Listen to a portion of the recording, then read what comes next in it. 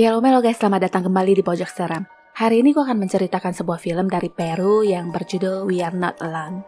Ayo kita mulai.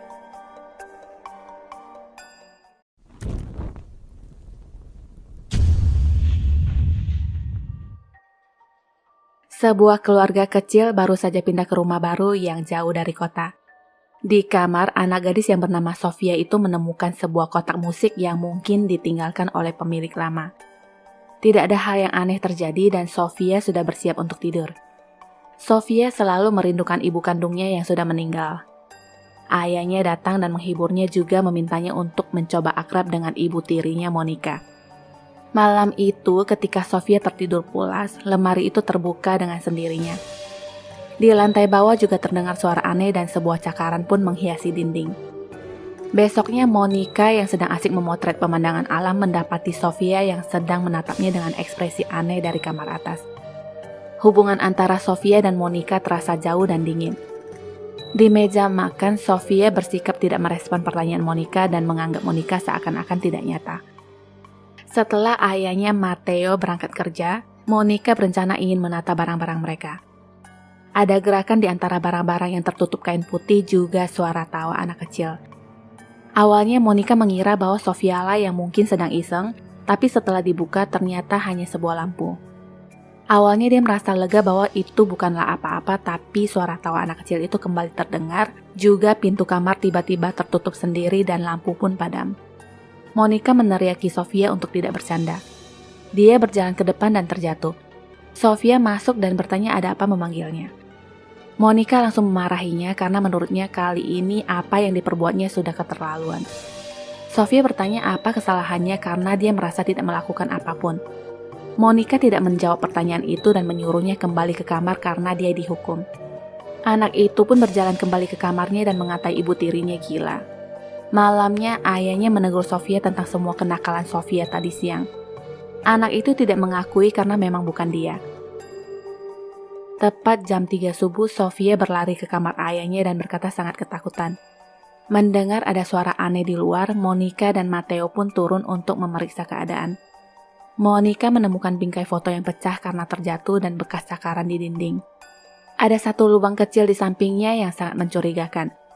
Monica memberitahu Matteo sewaktu dia menelpon ke pihak kepolisian. Dari lubang kecil itu, Monica merobek wallpaper dinding dan menemukan sebuah pintu yang mengakses ke ruang bawah tanah. Di sana terlihat ada gambar pemuja setan tepat di atas plafon. Mereka pun masuk ke dalam dan menemukan beberapa mainan anak.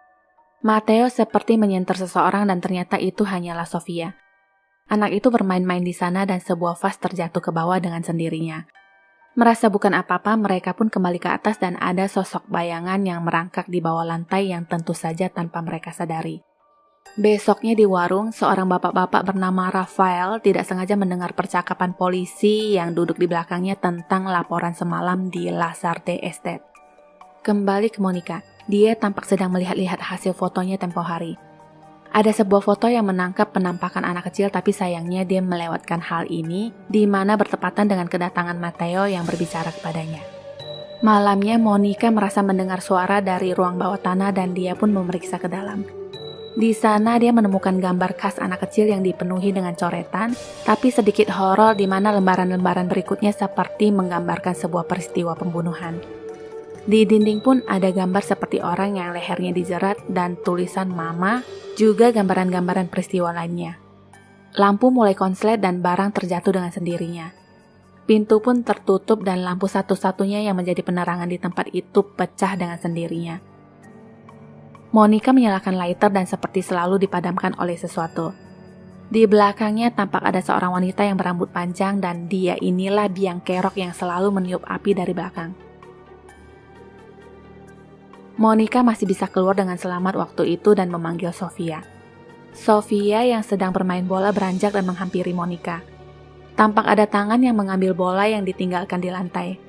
Malamnya Monica menceritakan apa yang dia alami di ruang bawah tanah kepada suaminya. Matteo beranggapan itu mungkin hanyalah halusinasi yang disebabkan Monica yang terlalu lelah. Dari jauh, Rafael memperhatikan mereka seperti tahu akan sesuatu tentang rumah tersebut. Malam itu, tepat bulan purnama, bingkai foto di kamar Sofia tiba-tiba retak. Ada suara aneh yang membangunkan tidurnya. Suara yang berasal dari bawah ranjang. Sofia pun memeriksa ke bawah ranjang dan melihat sepasang kaki yang berdiri di samping ranjang. Saat itu dia merasa sedikit takut tapi masih bisa mengontrol perasaannya. Bola merah yang dimainkan tadi siang tiba-tiba sudah ada di atas selimutnya. Bukan itu saja, kotak musik berputar sendiri semakin lama semakin cepat sampai boneka badut dalam kotak itu muncul dan membuat Sofia berteriak ketakutan. Mendengar suara teriakan anaknya, Matteo dan Monica segera berjalan ke kamar anaknya. Di sana Sofia menceritakan apa yang terjadi tetapi Matteo tidak percaya dan menuduhnya telah berbohong. Monica yang melihat Sofia yang ketakutan menawarinya untuk tidur di kamar mereka tapi sayangnya Matteo tidak memperbolehkannya. Besok paginya terlihat ada memar di punggung Matteo sedangkan dia merasa tidak ada yang terjadi dengannya. Sofia sendiri tampak masuk ke ruang bawah tanah sambil membawa kotak musik. Dia meletakkan kotak musik dan bola itu di sebuah rak. Di saat dia ingin kembali naik ke atas, dia tergoda untuk melihat sekeliling. Terdengar ada suara tangisan dan dia segera lari ke atas tangga setelah menyenter sesosok hantu anak kecil di sana. Pintu tiba-tiba terbanting beberapa kali sebelum benar-benar terkunci. Sofia hanya bisa berteriak minta tolong dari dalam tapi sayangnya orang tuanya sedang ada di luar. Di saat Matteo masuk ke rumah, dia menemukan Sofia yang sudah bersembunyi dan menangis di tempat persembunyiannya. Dia berkata pada ayahnya ada hantu di rumah mereka. Seorang anak kecil yang selalu mengikutinya. Matteo lalu mencoba menenangkannya. Monica datang dan bergabung bersama mereka di meja makan. Dia merasa makanan yang mereka makan itu sudah tidak layak dimakan tetapi Matteo dan Sofia tidak merasakan ada masalah dengan makanan yang baru saja mereka beli. Sudah beberapa hari ini Monica tidak nafsu makan dan tidak enak tidur. Malamnya Monica seperti kesurupan untuk beberapa saat. Ketika sadar Monica berkata dia merasa ada yang tidak beres dengannya dan Sofia benar. Kali ini Matteo mau mendengarkan dan berkata dia akan mencoba untuk memutus kontrak rumah tersebut dan mencari rumah lainnya. Besoknya Sofia tampak membuka lemari, sedangkan Monica baru melihat dan menyadari hasil jepretannya yang menangkap sosok hantu. Kembali ke Sofia, ada sosok perempuan yang keluar dari lemari dan menangkapnya. Mendengar Sofia yang berteriak, Monica segera berlari ke kamarnya dan mengeluarkan Sofia dari lemari. Sofia begitu ketakutan dan terus berkata bahwa dia tidak berbohong. Cermin pecah yang tertempel di lemari itu lagi-lagi memperlihatkan gambar pemuja setan. Di saat Matteo pulang, Rafael sudah ada di rumah mereka. Dia memperkenalkan dirinya ternyata adalah seorang pastor. Dia datang karena mendapat telepon dari Monica. Pastor mengatakan pada Matteo bahwa Lasarte Estate bukanlah tempat tinggal yang baik. Pastor berkata dia tidak ingin menakuti, tapi dia menganjurkan agar mereka segera pindah. Matteo bersikap skeptis dan menyuruhnya agar tidak pernah lagi kembali ke rumahnya. Sebelum pergi, pastor memberikan salib kepadanya dan berpesan agar jangan membahayakan keluarganya. Matteo kembali masuk ke rumah dan menegur Monica yang memanggil pastor hanya untuk sebuah khayalan anak kecil. Monica lalu memperlihatkan foto yang menangkap sosok hantu itu dan barulah Matteo stop dengan argumennya. Besoknya Matteo mencari informasi tentang Lasarte Estate via internet dan di sana dia menemukan berita tentang kasus pembunuhan yang tidak pernah terpecahkan yang pernah terjadi di rumah itu. Seorang pria menghabisi istri dan putranya. Setelah itu seorang cenayang bernama Ece Koper pernah tinggal di sana bersama putranya yang bernama Rafael. Di halaman berikutnya tertulis kematian misterius cenayang Ece Koper dan anaknya mengamuk saat jasad ayahnya dibawa pergi. Dia pun segera pergi mencari Pastor Rafael dan menanyakan kenapa Pastor tidak pernah bilang bahwa dulunya dia pernah tinggal di rumah itu. Pastor menjawab dengan santai karena kau tidak ingin mendengarkannya. Matteo lalu menanyakan apa yang terjadi dengan ayahnya. Pastor bercerita dulu ayahnya melawan kekuatan di luar kemampuannya. Menurut Pastor ada 2 arwah di rumah itu.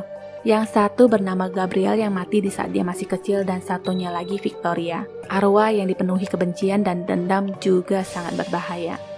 Di rumah, Monica kembali gelisah dalam tidurnya. Ketika dia membuka mata, ada sesosok hantu perempuan di depan wajahnya dan membuat dia berteriak histeris. Sofia yang tertidur di ruang tamu terbangun mendengar teriakan tersebut. Salib yang diberikan pastor itu tiba-tiba bergetar dan berdiri tegak lalu melayang. Sofia berteriak histeris dan lari sambil memanggil Monica. Sewaktu dia ingin menaiki tangga, bola merah itu jatuh dari atas tangga dan membuat dia semakin takut dan kabur. Cerita kembali ke pastor. Dia mengatakan intinya, dulu ayahnya gagal membasmi kedua hantu itu dan hanya sanggup mengurung mereka di dalam sebuah gambar. Telepon berdering yang ternyata dari Sofia yang mengabarkan sesuatu yang aneh terjadi di rumah, dan dia mendengar teriakan Monica di lantai 2 sedangkan dia sendiri bersembunyi di ruang persembunyiannya yang ditutup karpet. Matteo pun mengajak pastor untuk ke rumahnya sesegera mungkin. Di rumah, Sofia mengintip dari balik karpet karena merasa ada suara anak kecil. Dia histeris melihat bayangan hitam anak itu yang berjalan mendekatinya. Dalam perjalanan, pastor mengatakan bahwa dia tidak bisa mengusir setan. Yang dia bisa lakukan hanyalah membantu mereka untuk pergi dan aturannya adalah Matteo harus menuruti semua ucapannya tanpa keraguan. Sesampainya di rumah, Matteo menemukan Sofia sedangkan Monica yang sedang kerasukan masih terdengar berteriak di lantai 2. Pastor segera menyiapkan peralatan untuk ritual. Mereka segera naik ke atas dan pastor pun mulai mengucap doa. Sesampainya di kamar, ranjang itu sudah terangkat tanpa Monica. Tiba-tiba Monica sudah berada di belakang mereka dan langsung menyerang Matteo. Pastor mencoba mengusirnya dengan mengibaskan air suci dan menempelkan salib ke wajahnya. Monica terus mengerang. Mereka memindahkan dan mengikatnya di ranjang. Matteo mencoba berbicara dengan Monica dan iblis dalam tubuhnya bermain drama dengan memperlihatkan wajah memelasnya. Setelah Matteo mendekat dan hampir tertipu, Monica mencoba menyerang lagi tapi beruntung Matteo bisa menyingkir dengan cepat. Kini iblis itu berdusta dengan mengatakan kepada Sofia bahwa ibunya sudah membusuk di neraka. Jangan kau dengarkan kucing betina itu. Dia memang pendusta sejati. Iblis itu pun tertawa terbahak-bahak dan beradu akting seakan-akan menjadi ibu kandung Sofia. Dia menyuruh Sofia untuk menolongnya.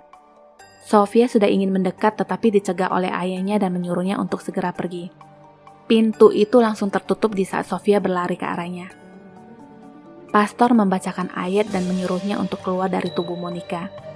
Sayangnya dia terpental hanya dengan tatapan dari iblis itu. Sekarang giliran Matteo. Dia merasa tercekik dan tubuhnya melayang ke atas. Pastor lalu mengatakan, "Victoria, kamu ini pikun atau apa? Dia itu bukanlah Ricardo suamimu. Lihat yang benar dengan kedua biji matamu." Benar juga. Langsung deh Matteo dilepaskan. Dalam keadaan sedikit jinak, pastor mengambil langkah pengusiran dengan menempelkan salib ke mukanya. Iblis itu tertawa dan berkata, "Masih ingat mantan istrimu Lucia? Dia mengandung anakmu tapi menggugurkannya. Kau tidak pantas menjadi seorang ayah. Seorang bajingan pemabuk yang tidak berguna." Iblis itu terus berkata-kata sesuatu yang memancing emosinya dan akhirnya dia pun digampar. Sekarang pastor terpancing untuk membalas cibirannya dengan berkata, "Suamimu menertawaimu dalam kuburnya. Kau pecundang yang tidak bisa balas dendam. Kau dibunuh dan tidak dapat menyelamatkan putramu." Mendengar itu kekuatannya bertambah bahkan rantai di tangannya itu pun terputus. Hantu itu tidak main-main. Dia keluar dari tubuh Monica dan berdiri di samping pastor. Tiba-tiba pastor memuntahkan darah dan ambruk. Di saat mereka ingin segera keluar dari tempat itu, Matteo tersedot kembali dan nempel di jendela. Dia meneriaki istri dan anaknya untuk segera pergi. Monica membawa Sofia untuk pergi, tapi Sofia tertarik mengarah ke ruang bawah tanah. Monica segera menariknya keluar dan di atas sana terlihat hantu perempuan yang menatapnya dari jendela kamar. Malam itu mereka bermalam di motel dan anehnya bola merah itu menggelinding keluar dari bawah ranjang yang artinya iblis itu masih akan melakukan aksi teror. Seperti yang tertulis di dalam Alkitab, sadarlah dan berjaga-jagalah. Lawanmu si iblis berjalan seperti singa yang mengaum dan mencari orang untuk dimangsa. Tamat. Terima kasih sudah menyaksikan Shortcut film ini. Jangan lupa subscribe, like, and share. Juga menyalakan lonceng notifikasi untuk updatean film baru berikutnya ya. Sampai jumpa.